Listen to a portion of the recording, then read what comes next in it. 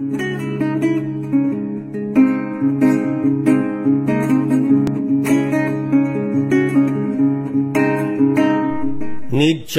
কবি, নিঃসঙ্গতার কবি, একাকিত্ব বোধের কবি জীবনানন্দ দাশের সিন্ধু সারস কবিতাটি পাঠের আগে আমি প্রথমে কবি জীবনানন্দ দাশ সম্পর্কে কিছু তথ্য তোমাদের সামনে হাজির করব।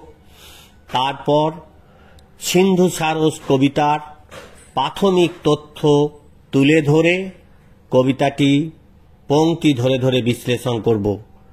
তাই চলো আমরা প্রথমেই কবি জীবনানন্দ দাশ সম্পর্কে কিছু কথা বলে নিই। লোকভীরু জীবনানন্দ সর্বদাই একটা আপন ভোলা কবিত্বের নির্জনতায় বাস করতেন। একাকিত্বের দুর্গম নভশ্চর জীবনানন্দ দাশ মানুষের কাছে পরম বিস্ময়। দূরের মানুষের কাছে তিনি আত্মার আত্মীয়। পরাবাস্তবতা ও অস্তিত্ববাদের নিরিখে পণ্ডিত গবেষকেরা জীবনানন্দকে বিশ্লেষণ করতে পারেন, কিন্তু স্বয়ং কবি কোনো বাদ নিয়ে বাদ প্রতিবাদ করেননি। সমস্ত সত্তা দিয়ে, সমগ্র চেতনা দিয়ে তিনি বিশ্ববোধ ও ব্যক্তিত্ববোধের সমন্বয় খুঁজেছেন। কখনো আত্মার গভীরে হারিয়ে গেছেন, কখনো দূর দেশকালের স্মৃতি বিস্মৃতির মধ্যে পথ চলেছেন। জীবনানন্দকে তাই চিরপথিক বলে মনে হয়। পথ চলাতেই তার আনন্দ সমস্ত বিশ্বের রূপ মাধুরীকে বিচিত্র প্রতীক মারফত উপলব্ধি করে তিনি রূপদক্ষ হয়েছেন। আবার কখনো বা ব্যঞ্জনার মধ্য দিয়ে রূপ লোকের আভাস ইঙ্গিতের সাহায্যে এমন এক অধরার সন্ধান পেয়েছেন যা বাক্য মনের অগোচর।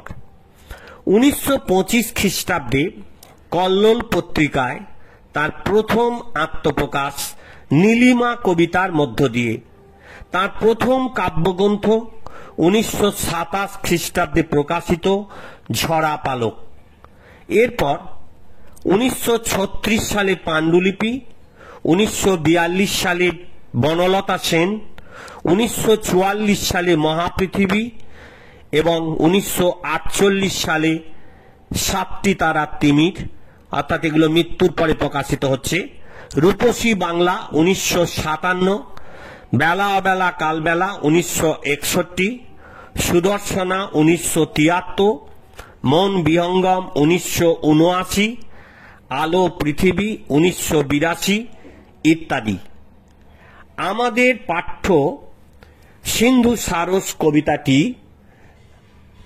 জীবনানন্দ দাশের মহাপৃথিবী কাব্যগ্রন্থ থেকে নেওয়া, অর্থাৎ 1944 সালে লেখা মহাপৃথিবী কাব্যগ্রন্থ থেকে সিন্ধু সারস কবিতাটি সংগৃহীত।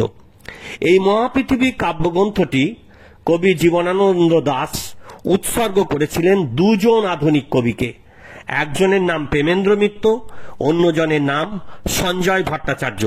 তাহলে মনে রাখবে, মহাপৃথিবী কাব্যগ্রন্থটি জীবনানন্দ উৎসর্গ করেছিলেন কবি প্রেমেন্দ্র মিত্র এবং কবি সঞ্জয় ভট্টাচার্যকে।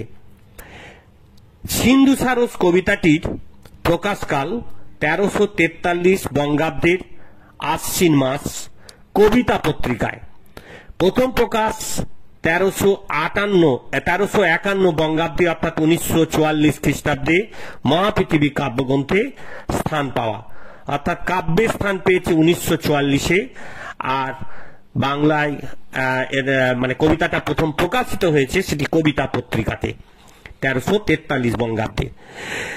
মহাপৃথিবী কাব্যগ্রন্থের কবিতাগুলো লেখা হয়েছিল কিন্তু 1336 থেকে 1345-এর মধ্যে, অর্থাৎ তার কবিতার সময়কাল, যে সময়কালে মহাপৃথিবীর কবিতা লেখা হয়েছিল বা আমাদের আলোচ্য যে সিন্ধু সারস কবিতাটি লেখা হয়েছে তার অ্যাকচুয়ালি পটভূমি হচ্ছে 1336 থেকে 1345।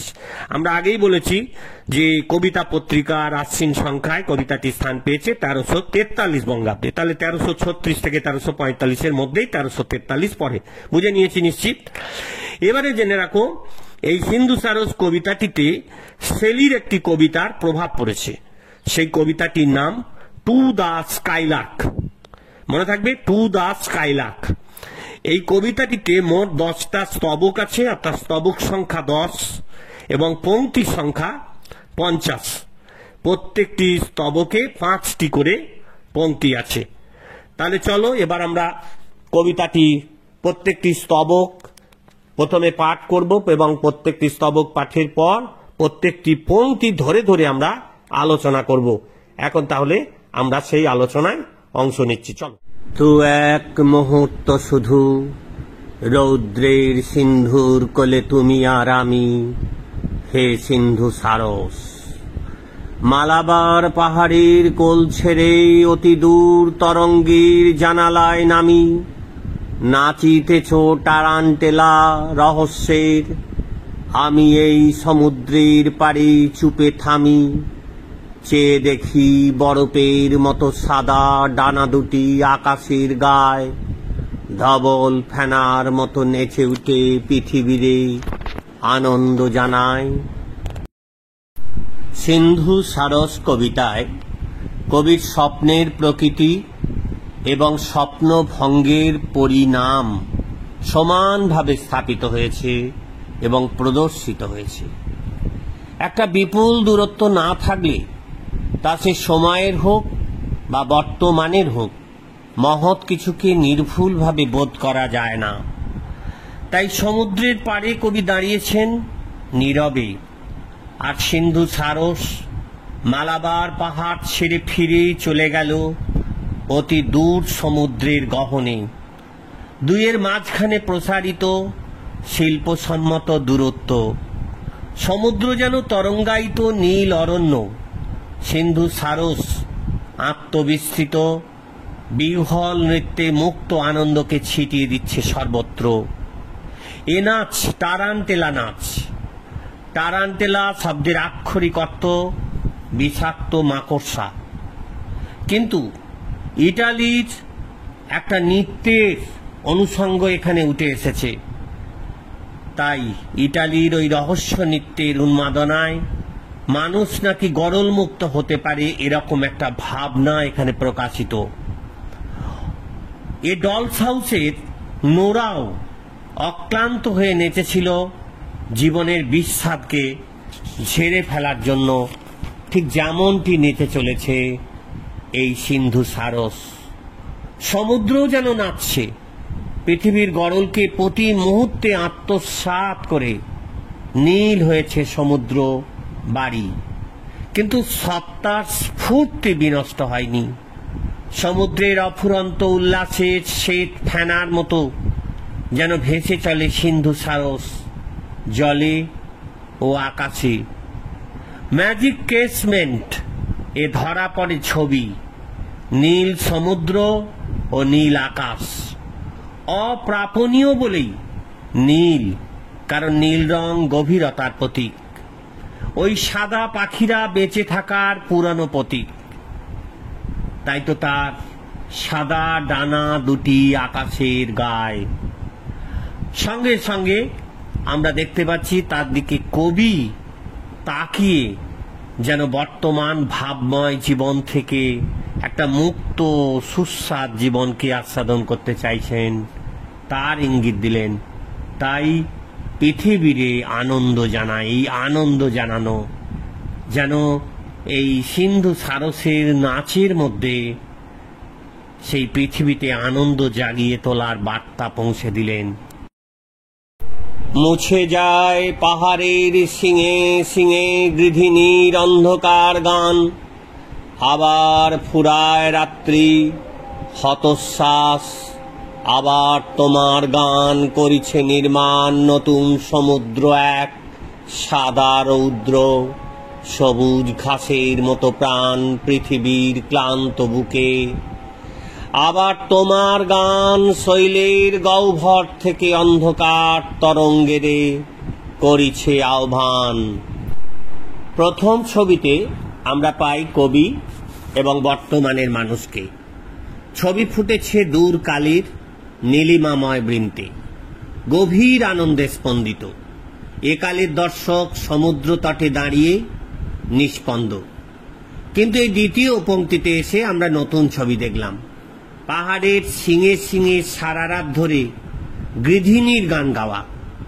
এই গৃধিণী কি? স্ত্রী শকুনি, এবং স্ত্রী শকুনি হলো অমঙ্গলের প্রতীক। অর্থাৎ গোটা সভ্যতায় যে অমঙ্গলের গান বেজে উঠছে এবং সভ্যতা যে অমঙ্গলে ভরে গেছে তার ইঙ্গিত দিলেন কবি। গানের বিষয় তাই এখানে কি? হতাশ্বাস। অর্থাৎ একটা তার মধ্যে আছে প্রতারণা, আছে আতঙ্ক, আছে মৃত্যু, আছে হতাশা, আছে অবসাদ। এই গানের পাশে সিন্ধু সারসের ভুবনপ্লাবী গান। তাই গান সাধারণভাবে আলোকে নিয়ে আসে আর অন্ধকারকে দূর করে। তাই সভ্যতার অমঙ্গল, সভ্যতার অন্ধকার, সভ্যতার যে সর্বনাশা চেহারা, সেগুলোকে দূর করবার জন্যই যেন সিন্ধু সারস্যের গান বেজে ওঠে।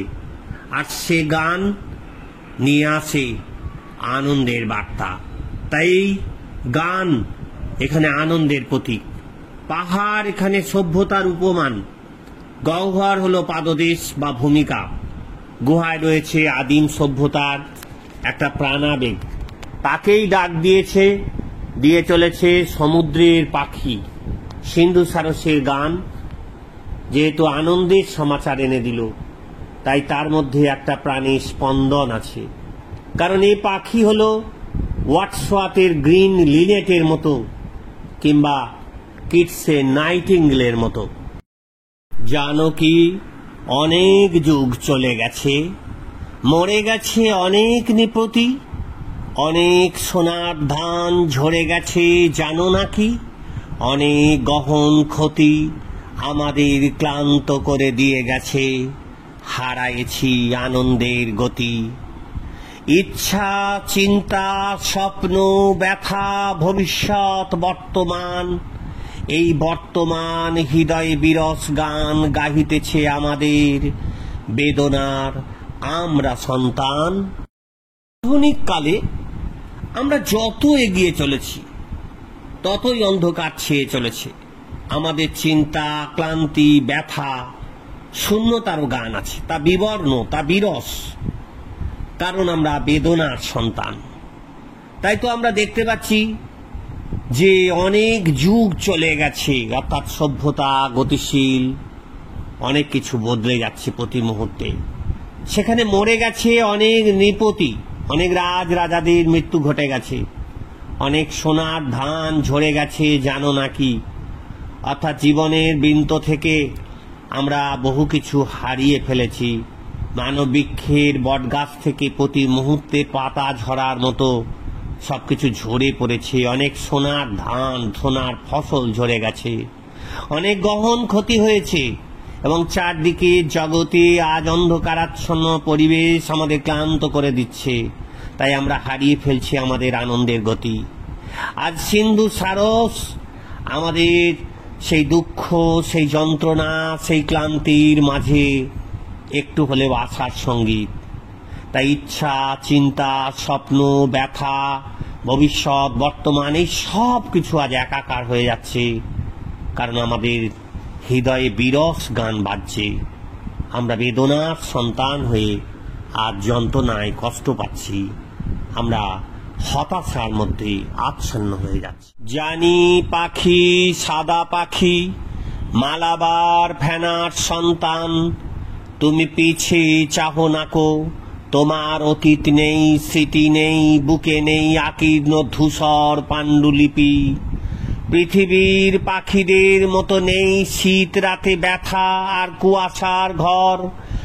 যে রক্ত ঝরেছে তারে স্বপ্নে বেঁধে কল্পনার নিঃসঙ্গ প্রভাত নেই তব, নেই নিম্নভূমি, নেই আনন্দের অন্তরালে প্রশ্ন আর চিন্তার আঘাত। সিন্ধু সারস হলো সাদা পাখি, অর্থাৎ বেঁচে থাকার প্রতীক। মালাবার ফেনার সন্তান, অর্থাৎ ফেনা যেমন ক্ষণস্থায়ী, এই পাখিও ক্ষণস্থায়ী। তাই আমরা কি দেখতে পাচ্ছি যে সিন্ধু সারস হলো মায়াবী সত্তা, যা আনন্দে আন্দোলিত। সে অমৃত, কিন্তু আমাদের জীবনে স্থায়ী নয়। সিন্ধু সারস হলো আমাদের আনন্দময় শৈশব, যেখানে স্বপ্ন ছিল, কারুর জন্য তার প্রার্থনা নেই, পরিতাপ নেই। সিন্ধু সারস সেই উদাসীন সুখস্বর্গ ভূমি। আমরা অন্তিম মূল্য চাই প্রেমে, সেখানে প্রশ্ন, সেখানে স্বপ্ন আছে, বাস্তব আছে, কিন্তু অধরা মাধুরী ধরা পড়ে স্বপ্নের বন্ধনে। তাই তো মালাবার উপকূল ছেড়ে আমরা এই পাখির মধ্য দিয়ে আনন্দের বার্তাকে ছড়িয়ে দিতে দেখি। তাই তার অতীত নেই, স্মৃতি নেই, বুকে নেই কোনো ধূসর পাণ্ডুলিপির ছাপ, বরং পৃথিবীর পাখিদের মতো শীতরাতের ব্যথা কিংবা কুয়াশার ঘর সে অনুভব করে না। যে রক্ত ঝরেছে, যে ভাঙন, যে ধ্বংসাত্মক রূপ চারদিকে গ্রাস করতে উদ্যত হয়েছে, তা সিন্ধু সারসকে বিচলিত করে না। সে প্রতি মুহূর্তে আনন্দের গান গাইতে চায়। তাই দুঃখ, যন্ত্রণা, আঘাত, ব্যথা যত কিছুই থাকুক, সবকিছুর অন্তরালে আনন্দকেই বার্তা হিসাবে নিয়ে আসে সিন্ধু সারস। স্বপ্ন তুমি দেখনি তো, পৃথিবীর সব পথ, সব সিন্ধু ছেড়ে দিয়ে একা, বিপরীত দ্বীপে দূরে মায়াবীর আশ্রিতে হয় শুধু দেখা, রূপসীর সাথে এক। সন্ধ্যার নদীর ঢেউয়ে আসন্ন গল্পের মতো রেখা, প্রাণে তার ম্লান চুল, চোখ তার হিজল বনের মতো কালো। একবার স্বপ্নে তারে দেখে ফেলে পৃথিবীর সব স্পষ্ট আলো নিভে গেছে। দূর পাড়ের পাখির মতো স্বপ্ন গান গেয়ে যায় অমলিন এক সকালের। সেই সুর বেদনার সুর। আমাদের জন্য রয়েছে ভুবন জোড়া প্রবাস, সেই প্রেম করুণ পাখির মতো জীবনানন্দ পালন করেন দুঃখী প্রেমকে। এর জন্য এর একটা অন্য নাম শঙ্খমালা। আমরা বিস্ময়করভাবে পাল্টে গেছি, স্বপ্নকে বাঁচাবার চেষ্টা করছি, ব্যর্থ হচ্ছি। সেখানে বোধ, সেখানেই বেদনা। আর এই জন্যই বলা হচ্ছে স্বপ্ন তুমি দেখনি তো। পৃথিবীর সব পথ, সব সিন্ধু ছেড়ে দিয়ে কোথায় যাচ্ছে না? বিপরীত দ্বীপে দূরে মায়াবীর আশ্রিতে হয় শুধু দেখা, রূপসীর সাথে এক। এখানে মায়াবীর আশ্রি, একটা মায়া জাল, একটা স্বপ্নময় জগৎ, একটা রহস্যময়তা। এবং সন্ধ্যা নদীর ঢেউয়ে আসন্ন গল্পের মতো রেখা, প্রাণে তার ম্লান চুল। ওই যে আসন্ন সন্ধ্যার মুহূর্তে সব পাখি ঘরে ফেরে, সব নদী ফুরায়, জীবনের সব লেনদেন থাকে শুধু অন্ধকার, মুখোমুখি বসিবার বনলতা সেন। সেই অনুভূতিটাই যেন এখানে গল্পের তরে জোনাকি রঙে ঝিলমিল। এই সেই সন্ধ্যার ঢেউয়ে আসন্ন গল্পের মতো রেখা, প্রাণে তার ম্লান চুল, চোখ তার হিজল বনের মতো কালো। এখানে প্রকৃতির সাথে যেন একাত্মতার একটা সুর, যেন প্রেম প্রকৃতি মিলেমিশে একাকার হয়ে যায়। একবার স্বপ্নে তারে দেখে ফেলে পৃথিবীর সব স্পষ্ট আলো নিভে গেছে। কিন্তু ওই যে জীবনানন্দের কাব্যে যত আলো তত অন্ধকার। তাই একবার সুখ স্বপ্নের এক প্রেম অনুভূতির কথা বলা হচ্ছে, পর মুহূর্তে যেন অন্ধকার এসে সবকিছুকে নিভিয়ে দিচ্ছে। এবং তারই বার্তা যেন কবি এখানে তুলে ধরলেন। নিভে গেছে যেখানে সোনার মধু ফুরায়েছে, করে না বুনন মাছিয়ার। হলুদ পাতার গন্ধে ভরে ওঠে অবিচল শালিকের মন। মেঘের দুপুর ভাসে, সোনালি চিলের বুক হয় উন্মন। মেঘের দুপুরে আহা ধানসিঁড়ি নদীটির পাশে, সেখানে আকাশে কেউ নেই আর পৃথিবীর ঘাসে। যেন নিভে যাওয়া, একটা অন্ধকারাচ্ছন্ন রূপ, যেন চারিদিকে একটা অন্ধকার। যেখানে সোনার মধু ফুরাচ্ছে, সেখানে বুনন মাছিয়ার, অর্থাৎ এখানে স্বপ্নের জাল বোনার সবকিছু যেন তছনছ হয়ে যাচ্ছে, নষ্ট হয়ে যাচ্ছে। হলুদ পাতার গন্ধে ভরে উঠছে শালিকের মন, এখানেও যেন সেই শূন্যতার ছবি, বিবর্ণতার ছবি, সবকিছু যেন সবুজ নষ্ট হয়ে যেন সেটা হলুদে পরিণত হচ্ছে।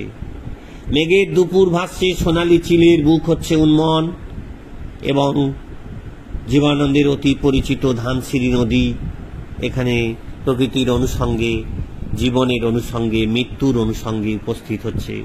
সেখানে আকাশে কেউ নেই আর পৃথিবীর ঘাসে সর্বত্রই যেন একটা শূন্যতা বিরাজ করছে, একটা নেই এর ছবি যেন আরো স্পষ্ট হয়ে গেল। তুমি সেই নিস্তব্ধতা চেনো না কো, অথবা রক্তের পথে পৃথিবীর ধুলির ভিতরে জানো না কো আজও কাঞ্চি বিদিশার মুখশ্রী মাছির মতো ঝরে। সৌন্দর্য রাখিছে হাত অন্ধকার ক্ষুধার বিবরে, গভীর নীলাভতম ইচ্ছা চেষ্টা মানুষের, ইন্দ্রধনু ধরিবার ক্লান্ত আয়োজন, হেমন্তের কুয়াশায় ফুরাতেছে অল্প প্রাণ দিনের মতন। সিন্ধু সারস প্রতি মুহূর্তে নিস্তব্ধতা ভঙ্গ করে, সেই জন্য তার কাছে নিস্তব্ধতা অচেনা। তাই এখানে সবকিছু অতীত জগতের ছবিকে তুলে এনে কবি বোঝাচ্ছেন যে একটা সময়ে পৃথিবীতে কাঞ্চি বিদ্যাদিশার মুখশ্রী সৌন্দর্যের সাক্ষী হয়েছিল, কিন্তু আজ তা মাছির মতো ঝরে পড়ছে, আজ তা শ্রীহীন হয়ে পড়েছে। সৌন্দর্য রাখিছে হাত অন্ধকার ক্ষুধার বিবারে, আগে ক্ষুধার রাজ্যে পৃথিবী গদ্যময়, পূর্ণিমা চাঁদ যেন ঝলসানো রুটি। আজ সৌন্দর্য অন্ধকারে নষ্ট করে দিচ্ছে, অন্ধকারের ক্ষুধার বিবরে যেন সেটা আচ্ছন্ন হচ্ছে। গভীর নীলাভতম ইচ্ছা চেষ্টা মানুষের, কিন্তু এই নীল রং গভীরতার প্রতীক। তাহলে গভীরতর ইচ্ছা রয়েছে মানুষের মধ্যে, বাঁচার একটা তীব্র আকাঙ্ক্ষা। তাই ইন্দ্রধনুকে ধরবার জন্য ক্লান্ত আয়োজন, ইন্দ্রধনু সাত রঙার ইঙ্গিত, অর্থাৎ এখানে রঙিন জগৎকে, একটা সভ্যতার ভোগময় জগৎকে ধরবার জন্য প্রতি মুহূর্তে মানুষ চেষ্টা চালিয়ে যাচ্ছে, কিন্তু সর্বত্র শূন্যতা। তাই হেমন্তের কুয়াশায় সবকিছু যেন ফুরিয়ে গেছে, অল্প প্রাণ দিনের মতো যেন ক্ষণস্থায়ী, যেন শূন্যতা বিরাজ করছে। সেই চিত্র এখানে অত্যন্ত গভীরভাবে ফুটে উঠল। এই সব জানো না কো প্রবাল পঞ্জর ঘিরে ডানার উল্লাসে, রৌদ্রে ঝিলমিল করে সাদা ডানা, সাদা ফেনা শিশুদের পাশে, হেলিওট্রপের মতো দুপুরের অসীম আকাশে। ঝিকমিক করে রৌদ্রে বরফের মতো সাদা ডানা, যদিও এ পৃথিবী স্বপ্ন চিন্তা সব তার অচেনা অজানা। প্রবালের রক্তিম পাহাড়ে হেলিওট্রপ, আকাশের নিচে সরল মূর্খ আনন্দে আমাদের বাস। আমরা আর সিন্ধু সারস একাত্ম নয়। শ্রেষ্ঠ কবিতায় সংকলিত সিন্ধু সারস কবিতাটা প্রথম কবিতা থেকে কিছুটা স্বতন্ত্র। এখানে যে আনন্দ তা পৃথিবী থেকে সংকলিত হলেও তার সঙ্গে পৃথিবীর যোগ শূন্য হয়েছে। সাদা রুমালের মতো সাদা ডানা নেড়ে পৃথিবীকে সেই অমল আনন্দের কথা মনে করিয়ে দিচ্ছে সিন্ধু সারস। এখানে হেলিওট্রপ, এই যে হেলিওট্রপটা দান্তে ডিভাইন কমেডির একটা স্পর্শ এখানে পাচ্ছি। হেলিওট্রপ আর কিছুই নয়, এটা এক ধরনের পাথর যা বিষ থেকে রক্ষা করতে পারে, অর্থাৎ বিষ ক্ষয়কারী পাথর। সিন্ধু সারসকে কবি এই পাথরের সাথে তুলনা করছেন, কারণ এই সভ্যতা যে বিষাক্ত হয়েছে, যে বিষাক্ত রূপ যেটা সমুদ্রকে বিষাক্ত করেছে, প্রকৃতিকে বিষাক্ত করেছে, সেই বিষাক্ত রূপ থেকে হেলিওট্রপের মতো সিন্ধু সারস সব কিছুকে বিষমুক্ত করতে পারবে। অর্থাৎ এখানে সিন্ধু সারস নীলকণ্ঠের মতো সমস্ত বিষ যেন কণ্ঠে ধারণ করে সে পৃথিবীকে রক্ষা করবে, তার যেন ইঙ্গিত। তাই ঝিকমিক করছে রৌদ্রে বরফের মতো তার সাদা ডানা। এই সাদা যে শুভ্রতার প্রতীক, সাদা আমরা জানি শান্তির প্রতীক, যদিও এখানে সাদা পাখি বেঁচে থাকার পূর্ণতার প্রতীক, অর্থাৎ বেঁচে থাকার জন্য জীবনী শক্তির প্রতীক। এই জীবনী শক্তি নিয়ে বেঁচে থাকার যে ইঙ্গিত, তারও কথা স্পষ্ট করে দেয়া হলো। যদিও পৃথিবীর স্বপ্ন চিন্তা সব তার কাছে অচেনা অজানা, তবু সে মানুষের মাঝে যেন একটা স্বপ্নের বার্তা, একটা আনন্দের বার্তা এনে দিচ্ছে, তারই ইঙ্গিত রয়েছে এখানে। চঞ্চল স্বরের নীড়ে কবে তুমি, জন্ম তুমি নিয়েছিলে কবে, বিষণ্ণ পৃথিবী ছেড়ে দলে দলে নেমেছিলে সবে আরব সমুদ্রে আর চীনের সাগরে, দূর ভারতের সিন্ধুর উৎসবে। শীতার্ত এ পৃথিবীর আমরণ চেষ্টা, ক্লান্তি বিহ্বলতা ছেড়ে নেমেছিলে কবে নীল সমুদ্রের নীড়ে। এই সভ্যতা চঞ্চল, প্রতি মুহূর্তে যেন বদলে যাচ্ছে। এই স্বরের নীড়ে তার জন্ম। স্বর শব্দের অর্থ তীর, কিন্তু এখানে নীড় শব্দের অর্থ বাসা। কিন্তু এখানে কণ্টকাকীর্ণ এই সভ্যতার যে নীড়, চারদিকে সংকটময় যে কণ্টক, স্বরের তীরের মতো যে ধারালো ফলা ছড়িয়ে রয়েছে, যেখানে প্রতি মুহূর্তে আমরা কাঁটা দলিয়ে মারিয়ে যাচ্ছি, সেই সভ্যতার বুকে জন্ম হয়েছে এই সিন্ধু সারসের। তাই বিষণ্ণ পৃথিবী ছেড়ে দলে দলে নেমেছিল সবে আরব সমুদ্রে। তাই এরা যেন সংকটময় বিষণ্ণ পৃথিবী ছেড়ে আরব সমুদ্রের মাঝে যেন স্থান নিতে চেয়েছে, কিংবা চীনের সাগরে সেখানে যেন নিজেদের অবস্থান বদলাতে চেয়েছে। এবং তারই মাঝে ভারতের সিন্ধুর উৎসবে, অর্থাৎ এই ভারত মহাসাগরের বুকে তাদের যেন সমুদ্র উৎসবে তারা যেন মেতে উঠছে। শীতার্ত এই পৃথিবীর যে আমরণ চেষ্টা, সেখানে ক্লান্তি আছে, সেখানে বিহ্বলতা আছে, সবকিছু ছিঁড়ে ফেলে দিচ্ছে, কিন্তু তারই মাঝে নীল সমুদ্রে নীড়ে নেমে এই সিন্ধু সারস যেন একটা আনন্দের বার্তা, যেন একটা সুন্দরের বার্তা, যেন একটা ধ্বংসের মাঝে সৃজনের বাণীমূর্তি রচনার একটা তাগিদ একটা এনে দিচ্ছে, যেন বলে দিচ্ছে যে ভয় নেই, ওরে ভয় নেই, নিঃশ্বাসে প্রাণ যে করিবে দান, ক্ষয় নেই তার ক্ষয় নেই। অর্থাৎ সব কিছু ধ্বংস হবে, সবকিছু খারাপ থাকবে, কিন্তু সেই খারাপের মাঝেও ভালো আছে, যেন সিন্ধু সারস তারই বার্তা দিচ্ছে। অন্ধকার জগৎকে গ্রাস করবে, কিন্তু অন্ধকার যে শেষ কথা নয়, সেখানে যে আলোর ঠিকানা পৌঁছে যাওয়া সম্ভব, সিন্ধু সারসের কাছে যেন তারই বার্তা স্পষ্ট হলো। ধানের রসের গল্প পৃথিবীর, পৃথিবী নরম অঘ্রাণ, পৃথিবীর শঙ্খমালা নারী সেই, আর তার প্রেমিকের ম্লান নিঃসঙ্গ মুখে রূপ, বিশুষ্ক তৃণের মতো প্রাণ। জানিবে না, কোনোদিন জানিবে না, কলরব করে উড়ে যায় শত স্নিগ্ধ সূর্য ওরা, শাশ্বত সূর্যের তীব্রতায়। এই ধানের রস জীবনী শক্তির প্রতীক। এখানে গল্প, পৃথিবী, এগুলো হচ্ছে জীবনে বেঁচে থাকার রূপ। পৃথিবীর নরম অঘ্রাণ, এটাও শান্ত একটা রূপ প্রকৃতির। পৃথিবীর শঙ্খমালা নারী, এই যে একটু আগেই আমি বলেই দিয়েছিলাম তোমাদের যে এই নারীর নাম শঙ্খমালা। এই নারী আর কেউ নয়, জীবনানন্দ পালন করেছেন সেই দুঃখী প্রেমকে, যার অন্য নাম শঙ্খমালা। তাহলে শঙ্খমালা হলো দুঃখী প্রেমের প্রতীক।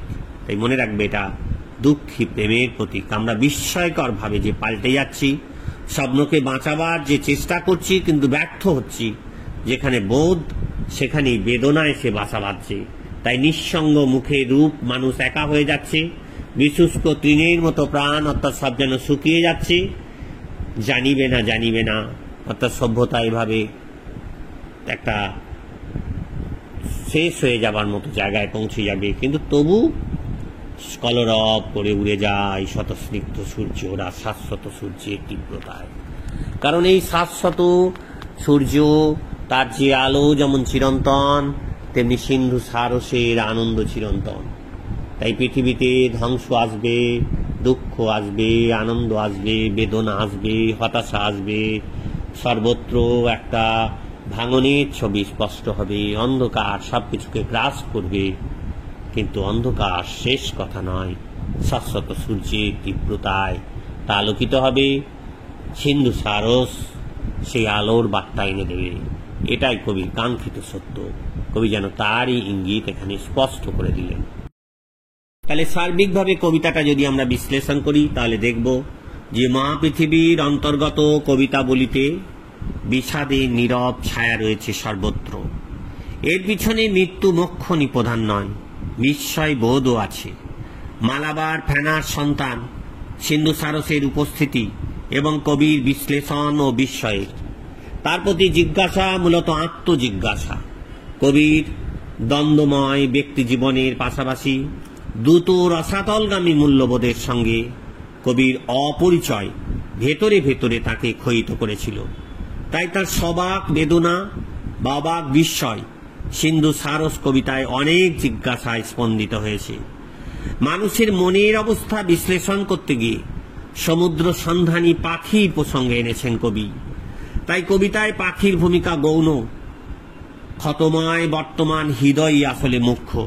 না হলে প্রাচীন মূল্যবোধের প্রতীক কাঞ্চি বিদিশার মুখশ্রী মাছির মতো ঝরছে কেন?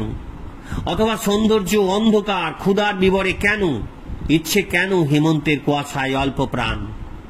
আদিম দেবতারাও বিষণ্ণ এবং পীড়নের লজ্জায় তারা পাণ্ডুর। দ্য ওয়াস্টল্যান্ডেও পতনশীল লন্ডন ব্রিজ বারবার উচ্চারিত হয়েছিল কবিকণ্ঠে। পৃথিবীলোক কবিতাটিতেও রয়েছে এমনই বিহ্বলতা, শূন্যতার পরিচয়। একদিকে আশঙ্কা, অন্যদিকে আফসোস। আবার একই সঙ্গে সিন্ধু সারসের কলরব করে উড়ে যায় শত স্নিগ্ধ সূর্য ওরা শাশ্বত সূর্যের তীব্রতায়।